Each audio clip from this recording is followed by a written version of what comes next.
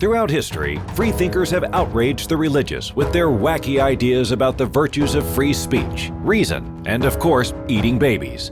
Now, God is dying, and it's time to dispose of his remains. From the pits of hell, Satan sends two puppets of the imperialist West and the Zionist Jews against God, Islam, and tiny kittens to bring you their propaganda and conspire for a new world order. This is Secular Jihadists for a Muslim Enlightenment with Ali Rizvi and Armin Navabi.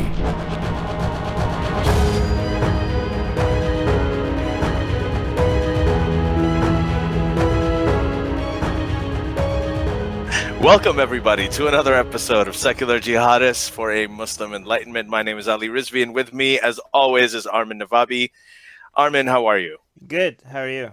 Thank you. I'm good. I actually recently went to Atheist Republic. Atheist Republic is the largest online platform for atheists in the world. Armin Navabi founded it a long time ago. Now it's got 2.1. You've passed 2 million. When did you do that? 2.1 million followers. I don't. Okay. Yeah. It's been 15 years or more. Yeah. No. When? Okay. Well, I was asking about when you passed 2 million because that's actually quite a lot. Yeah. So 2 million. I don't know. It was the beginning of last year. I think we passed 2 million. That's pretty amazing. Anyway, yeah. I wish you could. You got to sound more excited about it. Anyway, so I'm. Okay, Armin is but I have you hype things up, so I don't need to do it myself, so that's good. I hype things up legitimately. Okay, Good. Anyway, listen, I'm not going to waste any time here because you guys don't want to listen to us. You want to listen to our guests, and today we have Aliyah Saleem, who's joining us from the UK. She's a co-founder of Faithless, and she's a co-editor of the book Leaving Faith Behind: The Journeys and Perspectives of People Who Have Chosen to Leave Islam. It's actually a really good book. I have to admit I haven't read all of it yet, but Jimmy Bangash also wrote a chapter in it. Is that right, Aliyah? Yep, he did. He did. And Aliyah is also a researcher at the House of Lords in Parliament.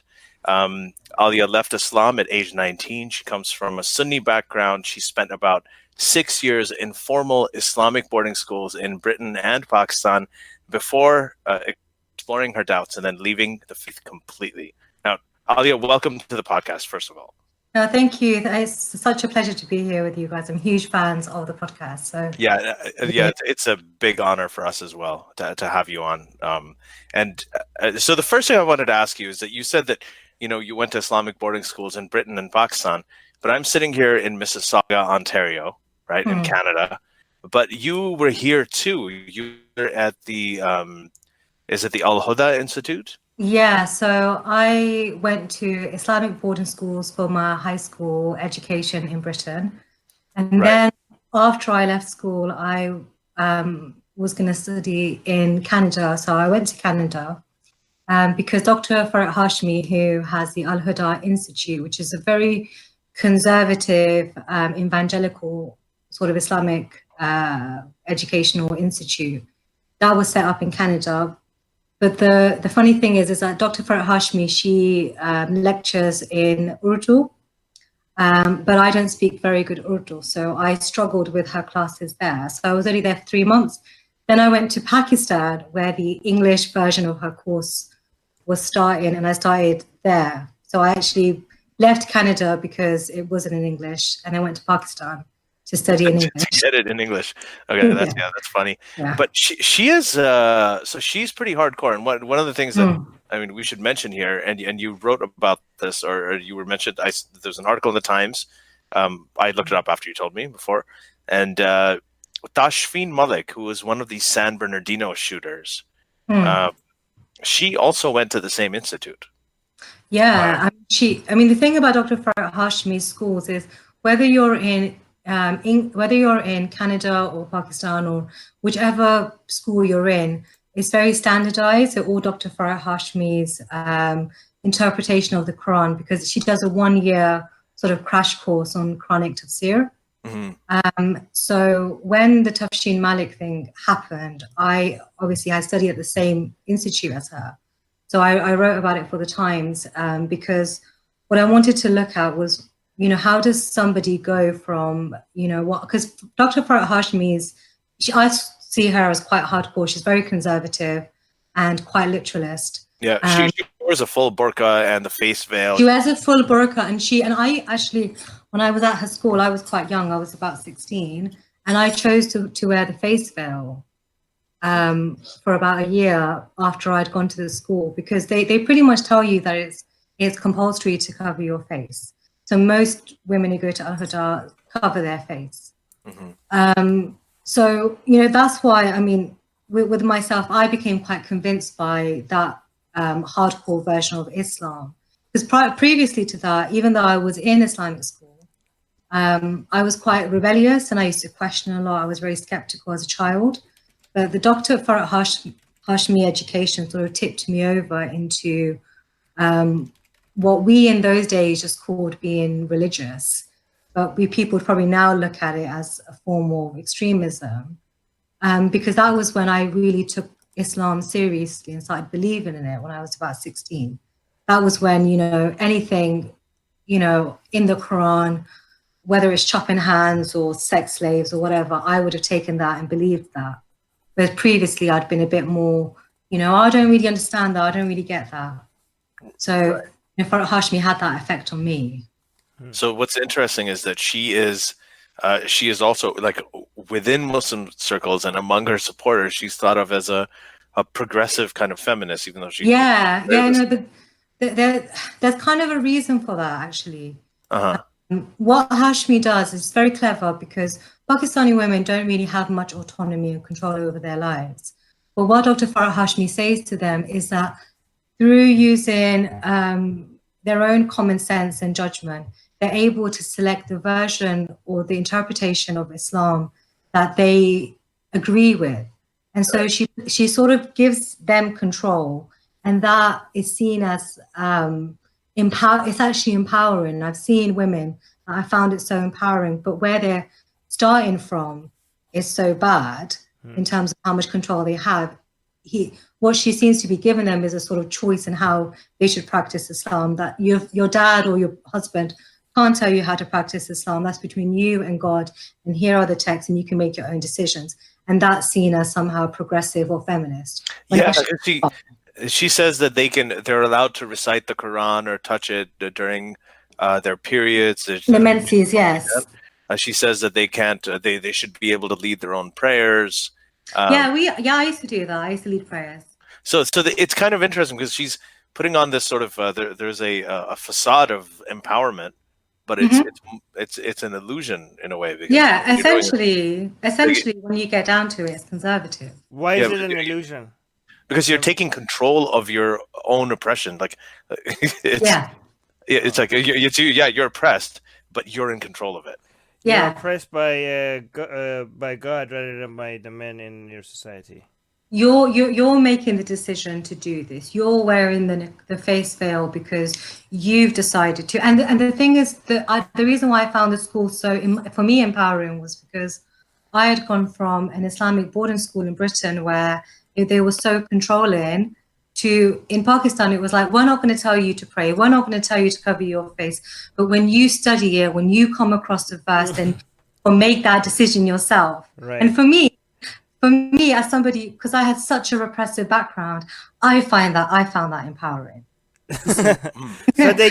So basically it's like you're in jail and they give you the keys and they still convince you to why you should just stay in jail. You become your own jailkeeper. But it's more than that. She gives women reins to go out and evangelize, go out there and teach, and you're being given these kind of worldly activities, not just being a mother or being good to your husband. It's going out there and leading prayer and leading da'wah and having control and being the one to lay the law in the family of where the morality is.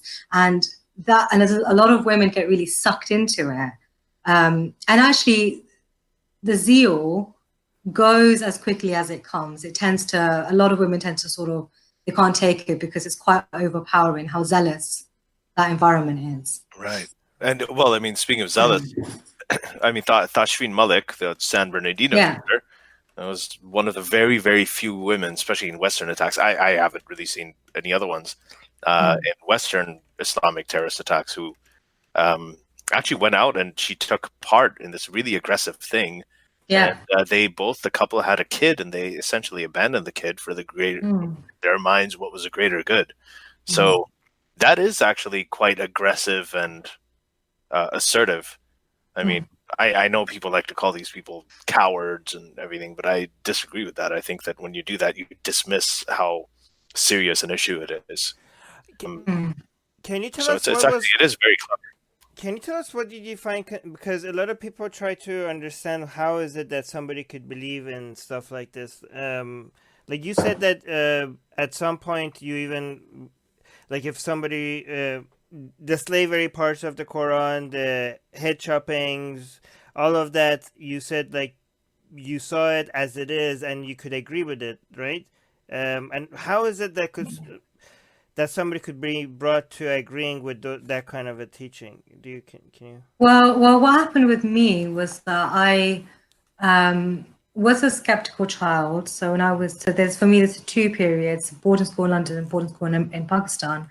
But when I started to believe that the Quran was definitely the word of God, and I became quite convinced by the the kind of typical arguments that people give you, that such as, you won't understand, like you don't understand the world or the universe, and you'll never understand it as well as God understands it. And he has a reason for why he's done that. And there's always, a consequence for every action. And because I became so zealous and I became so afraid of being wrong about my doubts, it didn't take much to convince me. So, I went from, questioning the punishments in Islam for homosexuality to thinking, oh, yes, it might seem harsh, but you need lots of witnesses, and you need, and really it's for their own good, because, once they're, they've been punished in this life, they won't be punished in the next life. So, for me, I believed anything that essentially made me think, oh, this is okay, because I got to the point where I believed it completely. Right. So just to clarify, basically the people say like, yeah, you might think stoning gay people is harsh, but actually it's actually an act of kindness to gay people. It's to help them, which is funny because I'm bisexual. So I at the time, was dealing with lots and lots of like confused feelings. Right. So I was, this is essentially a way to stop people from going there and making these. It is essentially what's that word? It's to caution them. It's a measure to preemptive. To stop them from preventative. That's it. So, but also, if they do, even if they, okay. So first of all, they say it's not anti-gay because you could be gay as long as you don't act on it. And in fact, that's you get a reward. So if you're gay or bi, and you want to be with the same sex and you don't act on it, not only that's not a bad thing, you actually get a reward for that because you resist the temptation. Yeah. So they say, see, that Islam is actually very pro-gay because you actually have more opportunity for rewards. And if you do act on it, stoning you is not an act of cruelty, because after you got stoned and die, you won't go to hell anymore because you got punished, and the hell would have been a lot worse. So stoning itself is also an act of kindness. Holy fuck, that sounds pretty bad. The thing is that with this, you talked about how can people believe these things. I was at a point when I believed these things as well. I mean, I tried to rationalize them in any way I could, but the moment you say that there is a God, like after you die, you're going to die. No matter what happens, all of this is going to end, which is a terrifying thought. And after it ends, you're going to be basically just at the mercy of God. Whatever God wants from you, that'll be your eternity. Now, someone with that power comes up and says, this is what you have to do. You have to chop off hands, chop off heads, kill the infidels, stone gays, whatever. And, you look at that, you have to find a way to make it seem right. I mean, there's no other option. So many people do believe that, that these things are okay. And actually, I think I was probably the kind of Muslim that believed that Sharia law, when it's implemented correctly, is so perfect that all these little measures, like making sure there's 4 witnesses, was enough to keep things just. Because Islam has a very kind of basic definition of what is justice, what is sexuality, what does it mean to be a woman, what does it mean to be moral. These are quite basic understandings of it. So, and I as a teenager didn't have the best critical thinking, you know. So I was when I went to Pakistan, because I had spent 5 years in Islamic boarding schools here from 11 to like 15 or 16. And then I went to Pakistan and spent day in, day out, full of Islamic, this really hardline Islamic interpretation of the Quran. And it just gets to a point where it clicks, because for me, I was indoctrinated, you know, completely. There's no way that the same child who used to not want to wear a headscarf is now voluntarily wearing a face veil and voluntarily covering her hands and voluntarily being quiet in public. You know, that doesn't just happen. And I was so young. So as much as I say, oh, I chose to do it, I think a lot of indoctrination went into that. Yeah, that's and I think that goes with just being religious in general and accepting. But so I want to get into eventually, you know, talk about Faith to Faithless, because it's one of our favorite organizations, and I love everything that you're doing, and also the book that you co-edited. Before we get there, can I have more questions about the things that you? But I want to, because we kind of dove into this, right. And you've been talking about things like how you went to Islamic boarding school, you chose to wear the niqab, and you know the indoctrination. So let's start at the beginning. What's your family background? You come from a Sunni background. How did you grow up? Were your parents also religious? Did you go in that direction? Okay. So my parents are Pakistani. I grew up in London. I was born in London. My mom is very religious. My dad is not that religious. My family, when I was growing up, we were more culturally Pakistani than Muslim. Like, we did Ramadan and we went to the mosque and so forth. But when I was around 11, there was a new trend of these religious Islamic boarding schools that were popping up. And some of my cousins had gone to those, and my mom thought they were fantastic because they took me away from all the secular stuff, like, you know, drugs that you find that 11-year-olds are smoking, you know, in secular schools, the way that some Muslim parents think. You know, it took me away from, you know, non-religious influences. So it was kind of, I think, a confused upbringing. There wasn't, you know, it wasn't exactly one way or another. So in some ways, my mom is quite, you know, outgoing, and she's quite liberal. In other ways, she's quite conservative and religious. And I was the first out of my siblings. I come from a large family. I was the first one to be sent to formal religious education. And I highly resisted it, because when I was a child, I did not like religion at all. I found religion super boring. I didn't even really believe in it. I didn't believe in God at that age. Around 11, I didn't. So I remember saying, I don't want to wear a headscarf. I don't want to pray. I don't want to do this. But my mom, you know, my mom won, basically, because she's mom, right? So before you know it, I'm being shipped off to boarding school. So yeah, that's my kind of background. Just, I would say, traditional Pakistani upbringing. You know, there's a lot of emphasis on, you know, I got segregated from boys quite young, because I used to be what was known as a tomboy in those days, which meant that I liked boy things. So I liked football and skateboarding and getting messy and wrestling. Yeah. You know, I wasn't a typical girl at the time. So I think that's part of the reason why, you know, I didn't want to go to boarding school, because being in a all girls religious environment was like the worst thing in the world for me. Yeah. Where was your dad in all this? So you said your father was not as religious. So my dad was basically trying to stop me from going to boarding school, because one, he thought it was an unnecessary cost. Secondly, he didn't really you know, when I actually eventually left Islam as an adult, he blamed himself, because what my father did was, as he would drive me to school, because it was a 5-hour drive, he would tell me about his own views on religions, and he would tell me to never accept anything the mullahs were saying without questioning it first. You know, whatever said to you, question it, which is what I did.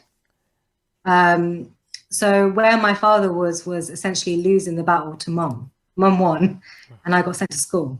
Well, eventually it seems like your dad won. Like now. Well, yeah, he will, though he wouldn't accept that. Yeah.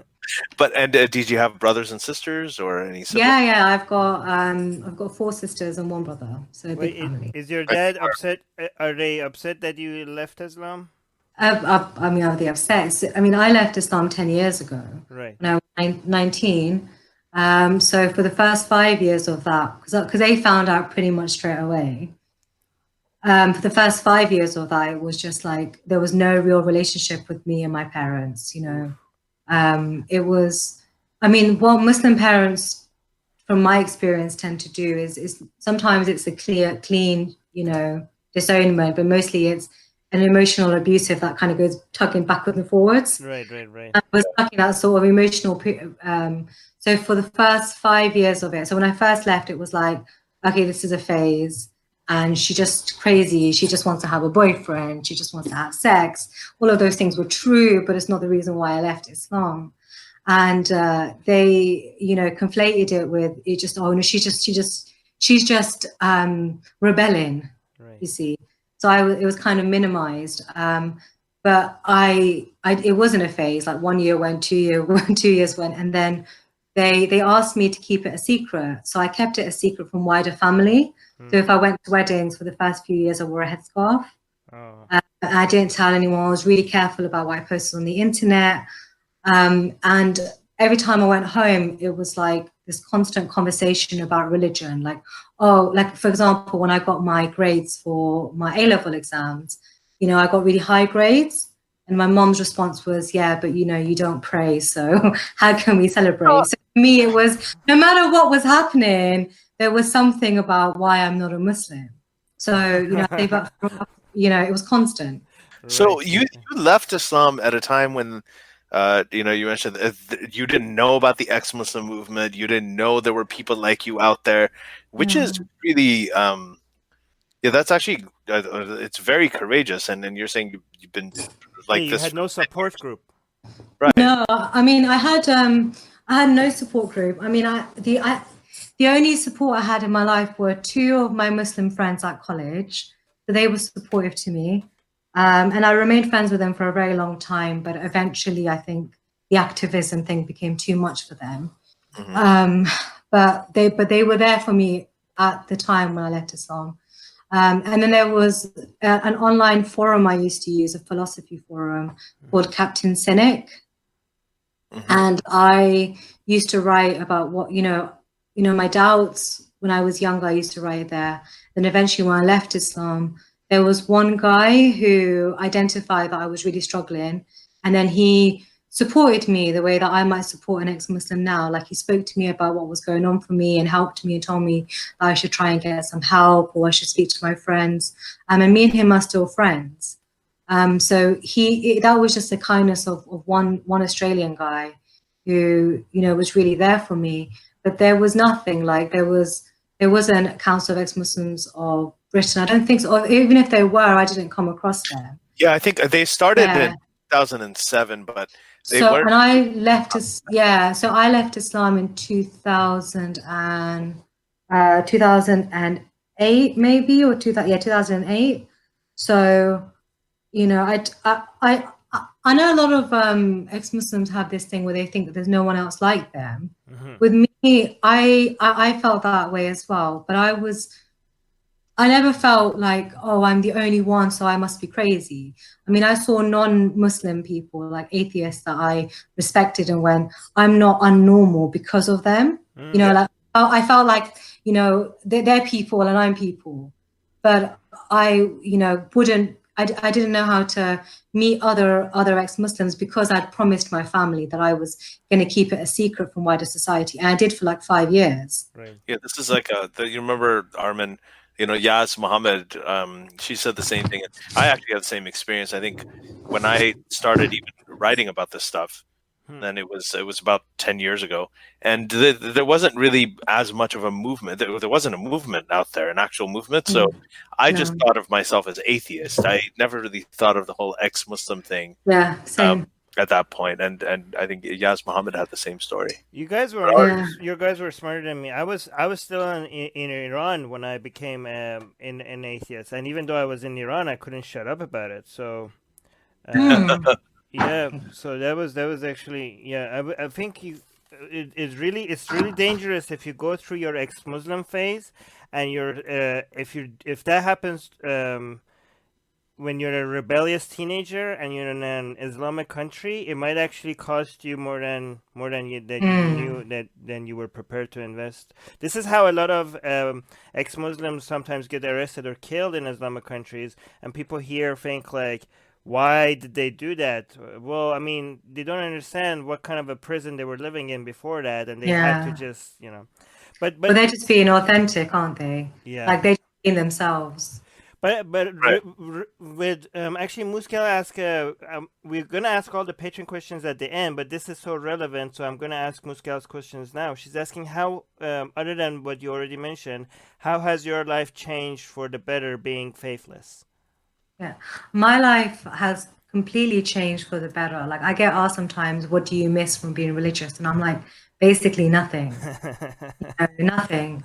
Now I have a lot of control over what I do. I mean, what I wear, the decisions I make.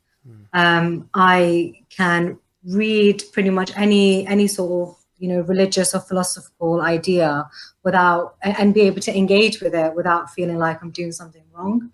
So for me, I feel that I live quite a fulfilling life as a non-religious person. I remember once I was at this panel and this young woman said that when she left Islam, she felt there was a spiritual hole for her.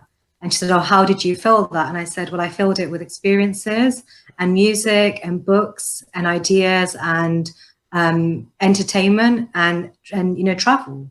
And I went out there and did things. Whereas when I was a religious person, I was in a constant state of not allowing myself to experience things because they were wrong. So yeah, does that answer? Yeah, that's actually one of the best answers I've heard. That's great. And Gwen? Alia, I just want to. So you leave Islam. You have this sort of 5-year estrangement from your parents. You're kind of alone. There isn't really a movement out there. And then at some point, you do end up running into the wonderful Mariam Namazi, who we've had here on this show as well, and the Council of Ex-Muslims of Britain, which I think really was a first organized, high-profile support group specifically for ex-Muslims. So how did that relationship begin? So I was in my final year of university. I was studying English, and I had managed to keep completely away from religion. Even at university, I did not engage with the 3 Islamic societies that my university had. But Mariam Namazi, I came across her on the internet. She was asking for people who had attended religious institutes. She was sort of looking for a journalist. And, she asked me to meet her. So my entry into this whole arena didn't come about because of ex-Muslim activism. I was actually doing activism much more on education, because I ended up writing an article about the Islamic school I went to in Britain, which was investigated and nearly shut down, but they managed to, make some changes and are open. And that's how I met Mariam Namazi, and that was the first time that I'd met an actual ex-Muslim. And she was she's this intense, amazing, kind woman as well. So I didn't feel intimidated by her because she didn't make me feel intimidated. And then she invited me to give a talk. Now, this is where, what I'd promised my parents of keeping things quiet sort of changed. Because Mariam asked me if I would do a conference and talk about my experiences of the Islamic boarding school, which I agreed to do. So I met Mariam, I did the conference. And my extended family found out that I was an atheist because eventually an uncle came across the YouTube video, and then it spread like wildfire through my extended family. Like, how can Aliyah say she's an ex-Muslim? She's been at Islamic boarding schools for like 6 years. She wears a headscarf. What's happened? And my parents were like bombarded with phone calls. from people from Pakistan and all over the place saying, "What's happened to your crazy daughter?" God. So me and Mariam Namazi led to that, really. Yeah, so. I know that Armin's going to want to know this too, so I hope I'm asking for both of us. Tashfeen Malik goes to this Al-Huda Institute, Islamic boarding schools, and she goes there and she kills a whole bunch of people in San Bernardino. You go through the same school, the same teacher, and you become an ex-Muslim doing a talk for Mariam Namazi. Ali, you have to explain who you're talking about. You're talking to people that don't know the names. No, Tashfeen Malik, I just said she was a San Bernardino shooter. All right, Yeah, so she killed her. Yeah, so she was part of ISIS, and she killed. I think her and her husband killed about 15 people. Yeah. In America. So. So you went to the same school as she did. We went to the same school. So I think the main difference was, and this is what I wrote in my article, was that in my view, in order for a person to eventually go to violent extremism, I think you need to have like 3 factors in place. Okay. Probably more, but these are 3 basic factors in my opinion. The first one is a literalist interpretation and understanding of Islam. The second one is some kind of geopolitical context, like ISIS calling to arms. And the third one is something within you, some kind of vulnerability, whether that's mental health illness, or you have a background of criminality, or so forth. Whereas when I left, when I had that literal, I just think that what happened with me is that I became super religious, and I went back to Britain, and I didn't know much about the wider world in terms of Islamic terrorism. I didn't understand it. I didn't understand politics because I'd gone to very, very, small bubbled Islamic girls' schools, where the way that I was taught about Islam was, how to be a good mother and how to be a good wife. Armin, because I know that you specifically wanted to talk about faith to faithless, and that's maybe get to that. But if we lose you completely, we want to make sure we get that in, though. So faith to faithless is something that is obviously very close to my heart, because I co-founded it with Imtiaz a few years ago in 2015, and essentially it is an organization that's dedicated to raising awareness about apostasy overall. So we work with people that have left religions, all different types of religious backgrounds, ex-Muslims, ex-Christian, ex-Jews, and so forth. So they hold events and also organize socials so people can meet, similar to people to themselves. And Faith to Faithless is now a part of a national charity. So they're in a good place to have conversations, with members of parliament and so forth about apostasy and trying to make changes in that way. One of the things that they do, which is training.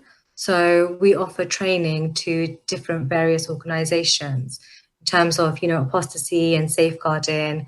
And so recently they delivered training to a section of the Metropolitan Police in making them understand, the fact that when people leave a religion, they can become vulnerable and they can face various levels of discrimination and personal hardship, which is a matter for the police.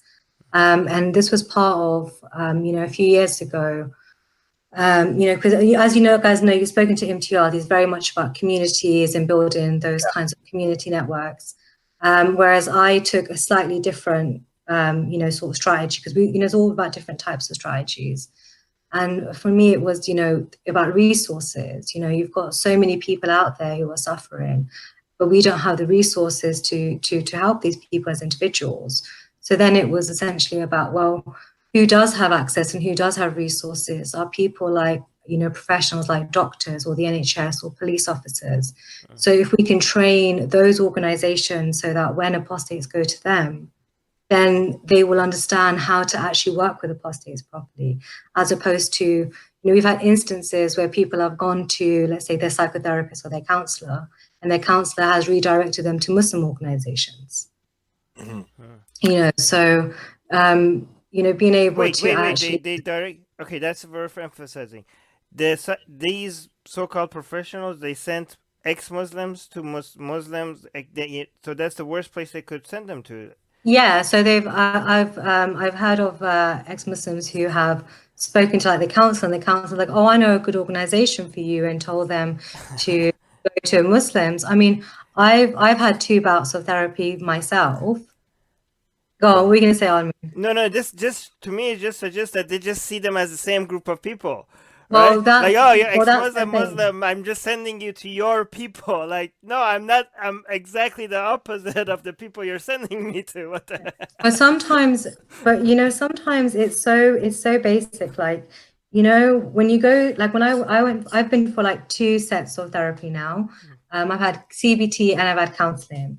And for when I went for my counseling the first time, I spent the first half of my first session explaining what an ex-Muslim is, explaining the dynamics. So I did like my face-to-face talk to my own counselor, so that she was in the right position to be able to actually then do her bit, which is, using the right techniques I need to help me get out of my depression. Right. So that's where I think, Faith has been quite successful in that it's launched a fully fledged training programs for professionals. And now we're in the process of actually getting that awareness out there, so that if there's any organizations, whether you are a school or a counsellor or a mental health professional or even social workers, and you want to have an understanding of apostasy, Faith will do that. And the first ever training that we gave was, I developed it with the director of community services, and we gave it to RE teachers, and they, said that they were genuinely surprised, and there was a lot of information that they hadn't thought of. You got cut out for a second. You meant RE as in the religious education? As in religious education. So the first conference, the first training we gave was to, RE teachers, humanist RE teachers. And they found it very helpful and said that it helped them understand, apostasy better, because right now, it's, even though in the West, ex-Muslims or apostates in general are not treated the way they are in, let's say, a Muslim country where they're penalized under the state law, a lot of the institutions that are supposed to protect and support vulnerable people don't even have a basic understanding of what apostasy is and what the dynamics are. And that is not going to help. Isn't this a very sensitive issue in the UK right now? Like, there isn't, like, it seems like all the news, I don't know how biased the sources are that we're getting, but it's either there's all the news I'm seeing is either there's no problem at all, but or it's so bad that you can't even talk about Islam before somebody coming up. Like, I don't understand. Like, right now, did you get any backlash from anybody in the government or from any community because of you being ex-Muslim, or have any views against Islam? Is it that bad? To be honest with you, it really depends. It really depends. Like, let's say, for example, a YouTuber like Marwa, right, or Mimsy, right. She gets these horrible emails, that are quite violent, and very aggressive. Whereas me, I mean, I've got a YouTube channel, but I haven't made a video in absolutely ages. I made one about Shamima Begum recently from my phone because I just had an opinion that I needed to give. But I'm not making regular content. So I think if I was making regular content now that dealt with Islam and theology, I'd probably end up getting much more hostility, like death threats or so forth. I mean, I've never had a death threat. And the way that I work, a lot of what I do, because with Faithless, it looks at people from a whole range of backgrounds. Sometimes I think Faithless gets missed as an ex-Muslim organization because we cover all the different religious groups. Yes, yeah. I think that gives it a little bit of a safety net. And you guys are doing such a kind thing. Like, it's so positive that I don't think anybody that is against ex-Muslim movements wants to highlight you anyway, because it just makes them look really bad. Like, they probably go after. Yeah, go on. Yeah, no, we do. I think generally what's happened to Faithless from religious organizations is that we've been mostly ignored. Like, they don't really want to bring attention to us. Well, I mean, I don't know. I mean, I'm probably one of the only ex-Muslims. I've never had a death threat. I've just managed to like miss it. I get a lot of, I hope you burn in hell forever stuff. I never had anyone target me. But that's just, I think, probably because I don't make that much content about theology. I focus much more on the social movement and looking at things like policy and looking at the social dynamics, not because I'm not interested in theology, but because Faithless, in the way that it as an organization looks at the issue of apostasy, is much more from that social kind of sociological side rather than from a theological side. So we don't go in there with, the Quran says apostasy is wrong and there's an issue in terms of the way that Muslims interpret Islam. Right. Our panelists might say that.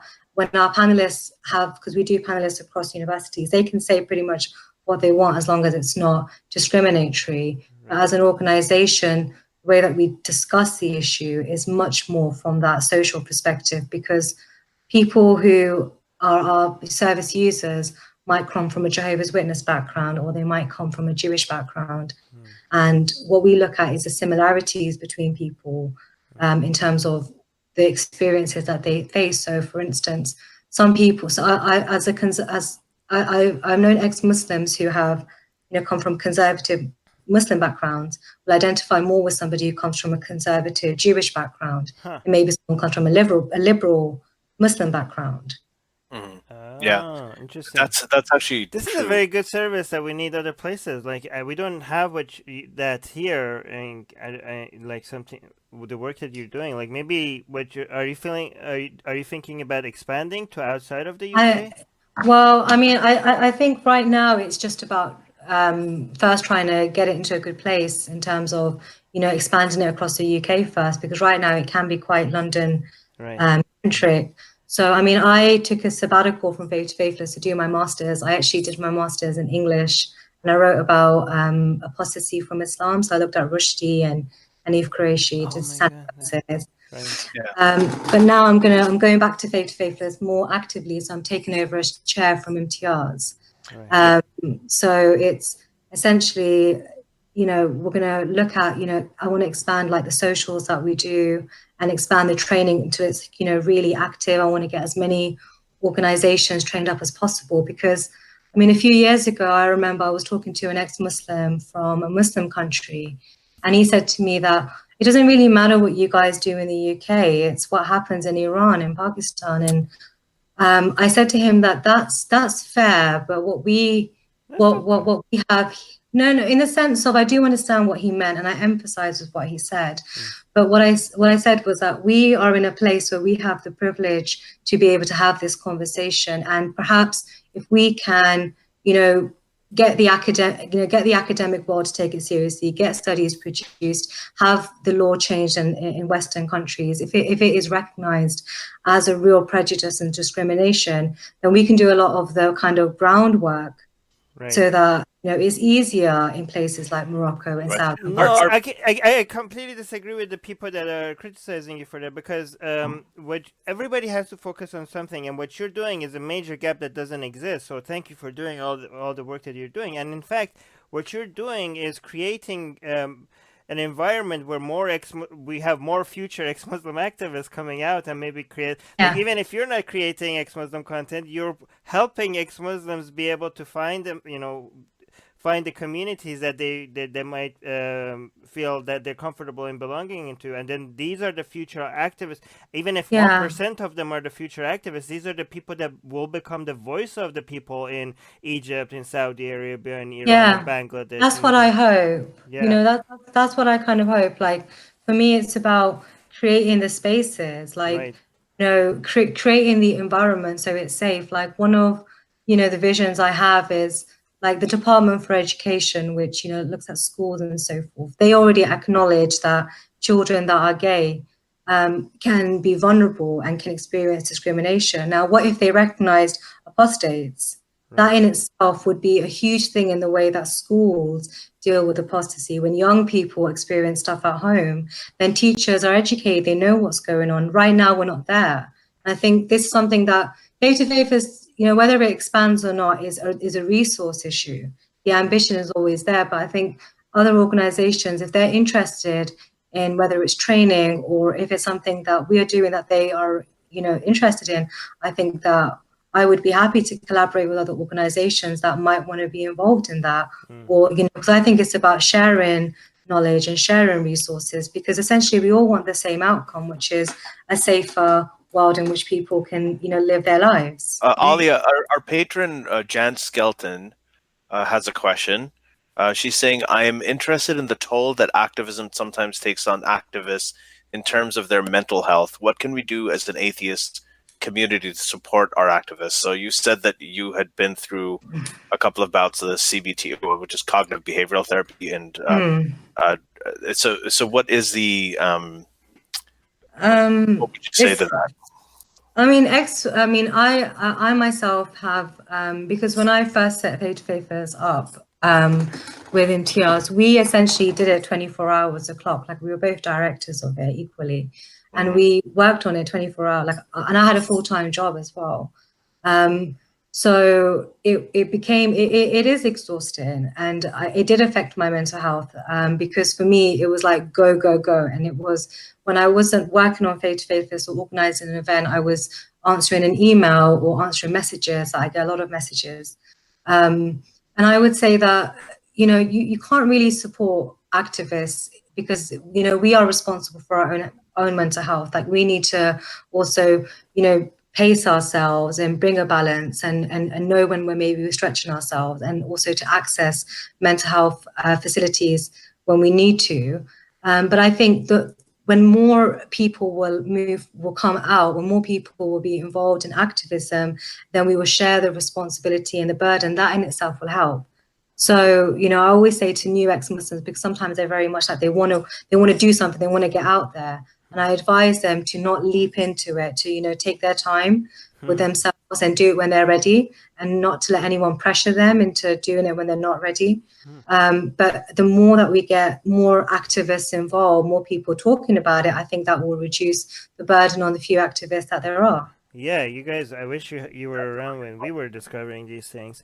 One thing I want to ask is, like, do you get any backlash from the PC culture regarding? Do you know what? I think I tread quite a soft line in the way that I talk, so I've not really had much aggro on that. I mean, I did have like one or two instances, like when I tried to reach out to a feminist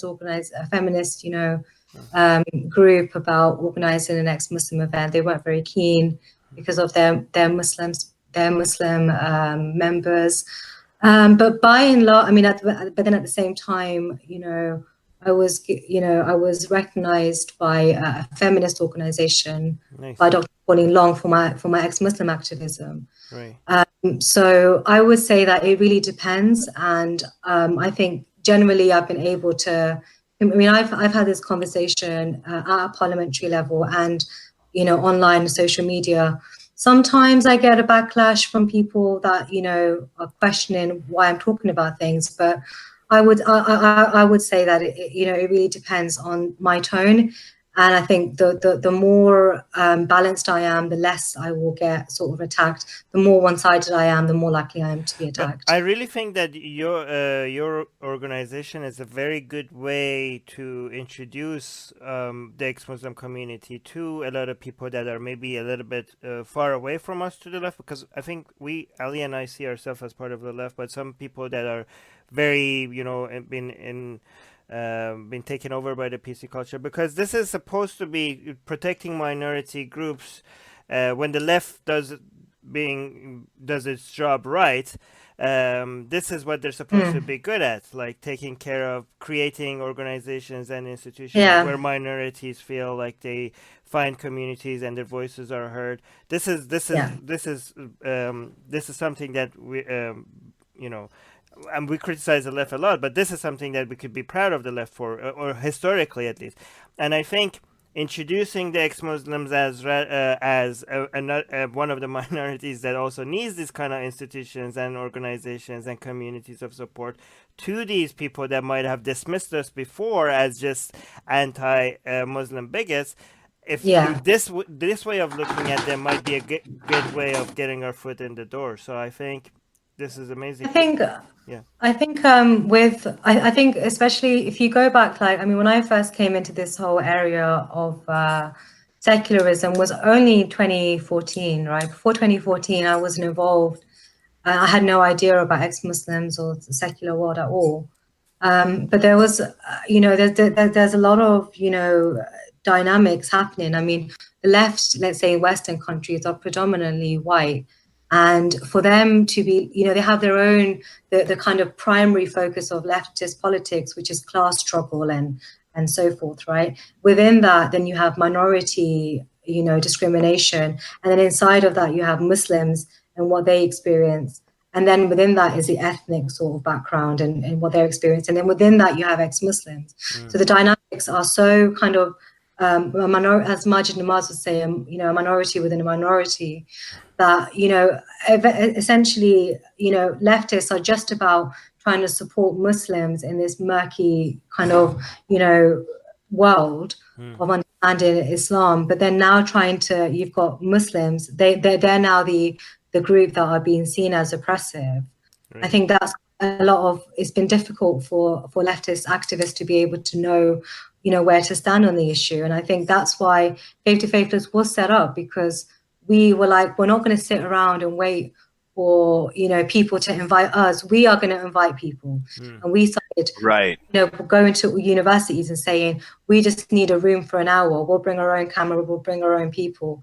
And we just started contacting ex-Muslims and ex-Jews and ex-Christians saying, you might not be a big activist, you might not, but will you come and share your story? And that was so powerful that, we had we had a lot of people. We had, our first ever religious panel that was from people from all different religious backgrounds was so packed that people were trying to sit on the stairs. And we were like overwhelmed by it, because, we were just two people that literally just opened a Facebook page and just went, all right, everyone, let's go.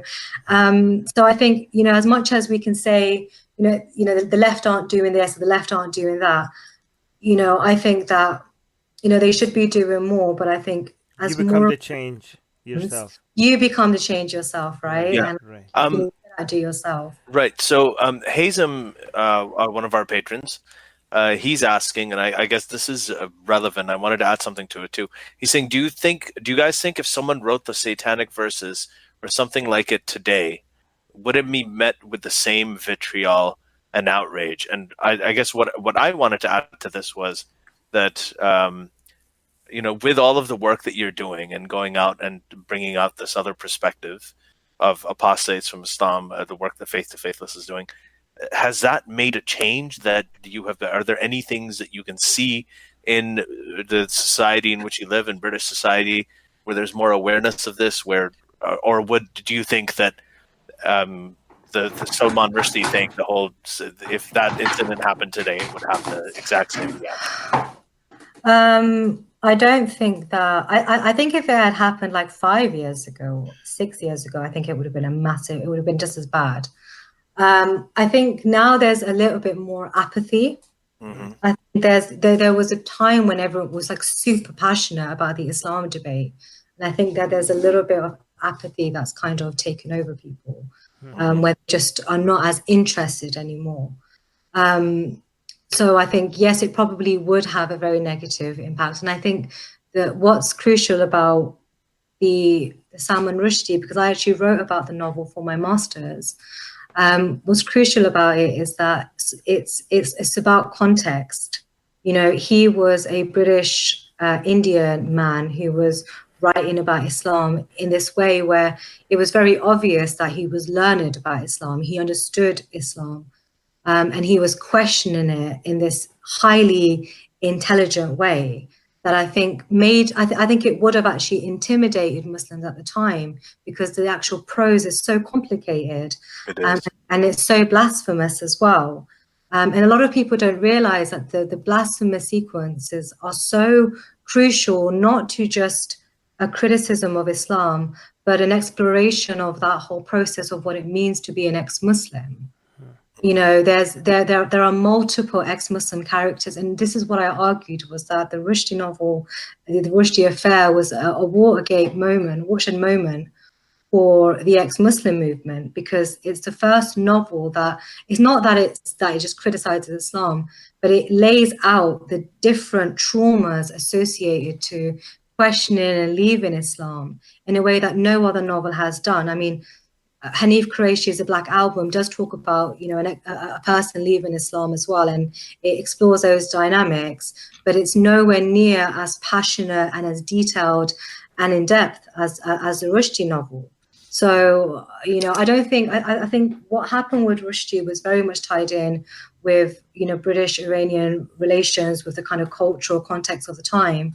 But I don't think that, you know, if the novel was published now, it would go unnoticed. I think it would still have such an impact, because apostates are not, they are not legitimized. They are not given the autonomy or the respect to be able to make, to have conversations about Islam in this way, and definitely not in print like that. One thing you mentioned about the Islam being the oppressed or being the oppressor, this is actually very interesting to me, because when we come from countries like Iran and we start coming and living in Canada, in our mind, when Islam is the oppressor, like we look at Islam, the image of Islam to us as ex-Muslims is the oppressor, and for people here, when they look at the Muslim community, they see an oppressed group of people. But but to me, I wonder if that if at least some of these people are now going to see the other side of this as Islam grows, as Islam is growing in Europe, and they see, you know, the oppressor side of the well, I mean, I'm not talking about the Muslim community, but the Islam itself, by its nature, is the oppressor. And as they give more, you know, as they make more excuses for Islam to grow in influence in different places, I do think that a lot of these people that have a lot of views that it goes against Islam now all of a sudden might be seeing that maybe we shouldn't have done this as far as we have, especially when it comes to these schools. Just recently we see in the UK, where we see, for example, that they're teaching about it's okay to be gay. I was wondering who's going to come out winning between the gay rights activists and the Muslims, who's going to win that battle. And I wasn't surprised to actually see that the Muslims were the ones that won, and they took all those classes out of the schools. What do you think? Yeah. No, actually, what ended up happening with Parkside, the school, is that they... Oh, we lost her. We're going to get her back in a few minutes. But Ali, what I was trying to get at is that I'm thinking a lot of the people that used to be against us in this position are starting to change their views. And this is something that I predicted, and a lot of other people predicted, that this is going to be at some point, the people that are defending this community are eventually going to clash with it, because Islam by its very core is a right-wing ideology. Exactly. And the people that are protecting it and letting it grow, like what Aliyah is doing is actually helping people. But what these people were doing is in the name of helping people, they were actually giving Islam more influence, right? Protecting the ideology rather than the people. So I do think that the amount of its influence is sometimes exaggerated, but it still shouldn't be ignored. Like, it is a growing influence in Europe. It is. But I think that one thing that would be effective, especially the way that we speak to the left, and I think I tweeted this out recently, is that Western liberals should realize that when we talk about right-wing extremism, when we're saying, right now there's a lot of concern about right-wing extremism, that includes Islamic fundamentalism, right? We got Aliyah. We've got Aliyah back. So Aliyah, we'll get to that later. Sorry, I think Armin was asking about, the impact of Islam and those kinds of narratives and what happened with Parkside in Birmingham. I think it's actually not that it's positive what's happened, but what happened with Parkside, the fact that, it happened and there was such an outcry from the public and from journalists, and as well as from Muslims who are gay, Muslim who are gay actually had quite a loud voice on this issue. And in the end, actually, the government passed a vote where they said that they were going to make sure that these classes or that RE, not RE, the sex education is going to be, much more inclusive. At Parliament, at that level, they said that they're going to keep making sure that these schools do that. And it's not, unlikely, it's not surprising that Muslim parents, that there's going to be a group of Muslim parents that are homophobic. Right. But I think the fact that there are so many people that can be more vocal, that we're seeing gay Muslims coming out and saying that, no, we don't agree with this, we're part of the community and we disagree with the homophobic parents, I think is very powerful. Ex-Muslims are very vocal in that as well. And I think wider society, liberal society, were not impressed with it. Yeah, there was a backlash, right, to these Muslims, but the wider community is not impressed with it. But they still won. I mean, to me, that shows that they are so powerful, because they wouldn't have, these people that are moving for gay rights, they wouldn't have moved an inch for anyone else, Ali. Yeah. No other group could come out and say, no, you're not going to be teaching gay rights about it's okay to be gay in schools. And these people are like, okay, fine, we'll back off. The only group of people that could say that, and these leftists back off and said, okay, fine, we won't teach this in schools, was the Muslim community. To me, that does suggest that, even though I agree that it's exaggerated by some people, but to me, that's very alarming. To me, that suggests that there is some level of influence that these people enjoy that other communities don't enjoy. Yeah, but it's also being pointed out more. Yeah, right? but like that's, but I mean, that's what Aliyah was saying too. It's being pointed out more, but still, they won. No, but they're won in the short term. Cool, they didn't win overall. Yes. It was just a short period where they said they were going to change the time slot of the school. It was misinformation that was spread out. The school came out and said, no, we're not going to discontinue the lessons. Right. It's just misinformation that came out. So the lessons are continuing. Mm-hmm. So as much as, and the reason why it's a good thing is because the lessons are continuing. The reason why it's a good thing is because we need people to see this. Yeah, they didn't win. And so, this is, and there's a lot more at this, but I think that's a key thing. I think people are realizing that it is becoming tough.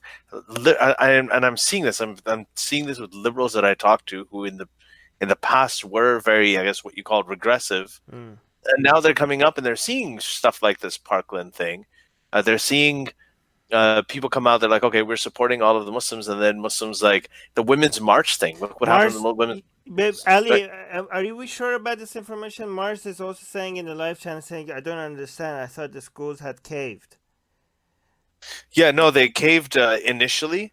They had said initially that it was a temporary thing that they were going to do.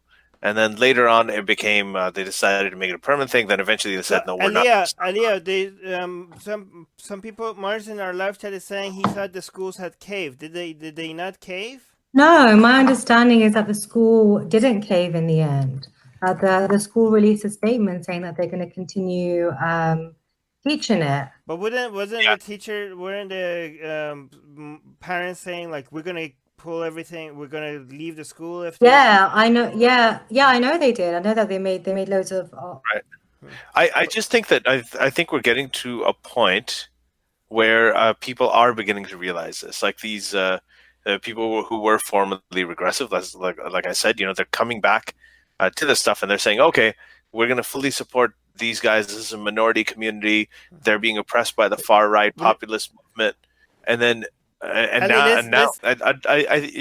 I'm saying is that I've heard a lot of sort of liberal people start saying yes. And when you talk to them and you say, look, hey, if Pat Robertson said this, or Jerry Falwell said this, or Trump said this, then you guys would be on him all over all the time. When Doug Ford in Ontario, our premier, right, when he said that he wants to cut out... I agree with you, Ali, but do you also agree that even if they caved in a little bit and then they got it back, right? Yeah. Even if they did that, they would that level, these are people that would not give an inch to anybody else. Hi, Aliyah. Did we get you back? Aliyah, I gotta ask you. Okay, go ahead. Finish what you were saying about Parkland. No, I mean, I might be wrong, but I'm pretty sure the school put out a message saying that there was misinformation and that I think they'd postponed it for a short period, but that they were going to continue the classes. Okay. So, with these, I remember reading that. So I take it with a bit of pinch of salt, to be honest. So what do you think about, I mean, this is something that Armin brought up earlier and he said he was going to ask you, so I'll just ask you here, is that what do you think of this whole idea of this warning that combined with immigration levels and the regression of the leftists, Islam is sort of like a rising threat and will eventually take over, and with birth rates and all of that, a lot of these countries like France, they usually give fast. We're going to lose yourself. Yes, no, I think that this is this whole thing about Islam rising threat and Muslim immigrants and everything becoming too much and it's going to take over. It's just scaremongering nonsense. And I think the Muslim community is actually moving more towards skepticism and questioning, from my experience, than I think we give them credit for. So I think that ex-Muslims have had a huge impact on Muslim communities in the West, in the sense of, they're bringing the conversations about Islam and some of its more questionable areas to the forefront of debate. And I think that, yes, Muslim communities might grow in terms of, from an ethnic standpoint, in terms of Muslim communities that are, Pakistani or whatever. But I think religiosity-wise, I don't think that it's getting worse. I think that where it got worse after 9/11, I don't think that there is a geopolitical context for that to continue being the way it's supposed to be. I think things are going to go the other way now. I think people are going to move much more towards their own personal interpretation of Islam and on different various aspects of it that they can take on board, which are not just the hard line. One thing I want to mention is that from an ex-Muslim activist perspective, we have more access to Muslims when they are in Europe and Canada and United States than when they're over there, right?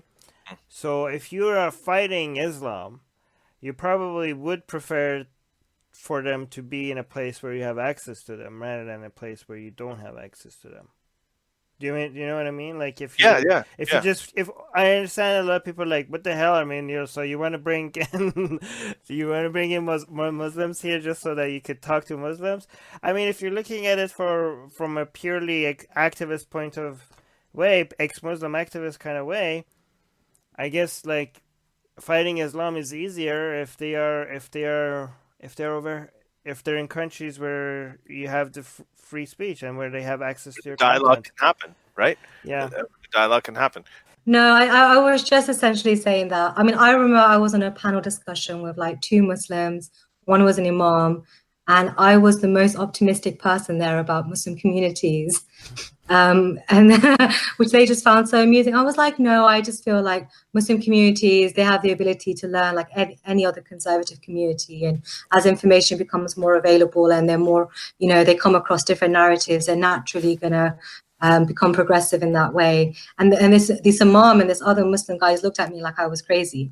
I was the ex-Muslim there, and I was just so optimistic about Muslim communities. Like they can change, they can get on board with gays. You're probably the first person I've met who's like me in that sense. I get dinged for that a lot. They're like, "Oh, you're totally naive about it." But on the other hand, Armin is also very optimistic about all of these extremists, like the far right people, the Islamic fundamentalists. He said they change. Yeah. They change, and we have our email inboxes have, like, after I wrote my book, some of the messages I got. I mean, people have changed. I can't even tell you how many. Yeah, I've had that as well. Yeah, we even all came from that background. Like a lot. Even like my family, like when I first went public was super against, and they've kind of come on board now. And even the way I talk about Islam now is so different at home. I just think Muslims are like human beings. They can easily become desensitized if you can, if enough information is passed down, well enough, people, can adapt. I think Muslim communities are going to have to adapt for the sake of themselves. One thing that people need to remember is the Enlightenment movement itself happened within a very short period of time, which rapidly changed the views of a lot of people, right? I mean, it took a little over a century, though. Yeah, but that's a very short. Like we're talking about views that were changing views within over a century, changing views that were ingrained in our minds for thousands of years, right? You know what I mean? Like the idea of human rights, freedom, liberty, free speech, due process, all of that was not, holding governments accountable. All of that stuff wasn't very popular for thousands of years. So when you say over a century, you have to put it in the context of the full history. No, I agree with you, and that's why I keep saying here we talked about Salman Rushdie, and I keep saying that one of the reasons is like if you look at this podcast, you look at both of our books, you look at all the conferences we're doing, everything compared to 30 years ago was the Salman Rushdie incident. That's a blip. That's nothing for this kind of massive change. Okay, so let's do. Just let us know about Faith to Faithless, the book. If you can just talk about where people can find you and how people can follow your work. Yeah. So if you're interested in Faith to Faithless, you can find us on social media. We've got a website, and we're also part of Humanists UK, and we do loads of events. So if you're interested, just follow us on Facebook, and you'll see what events we do. In terms of the book, so I co-edited this one here. If you see it, it's on Amazon. It's Here it is, Leaving Faith Behind. It's quite mouthy. Leaving Faith Behind, the journeys and perspectives of people who have chosen to leave Islam. It's a series of testimonies. It's got Hassan Radwan in it, who's been a member of your on your podcast, as well as Jimmy Bagnesh and Fiaz Mughal, who set up Tell Mama and Faith Matters, and he's actually a Muslim.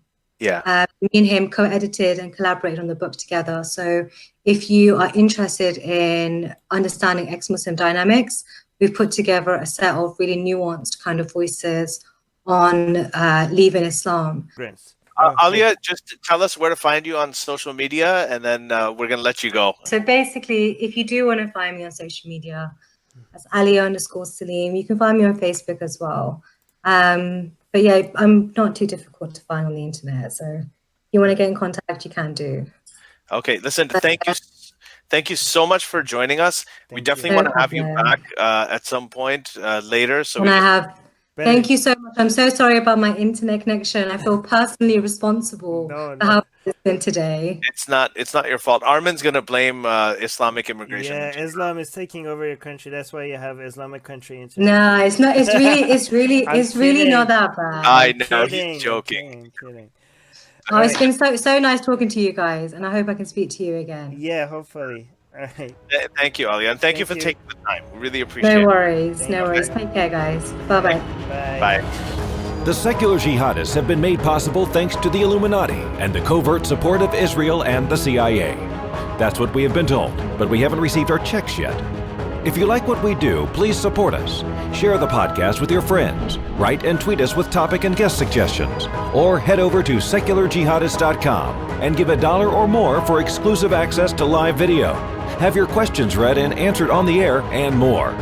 Till next time, may the flying spaghetti monster be with you.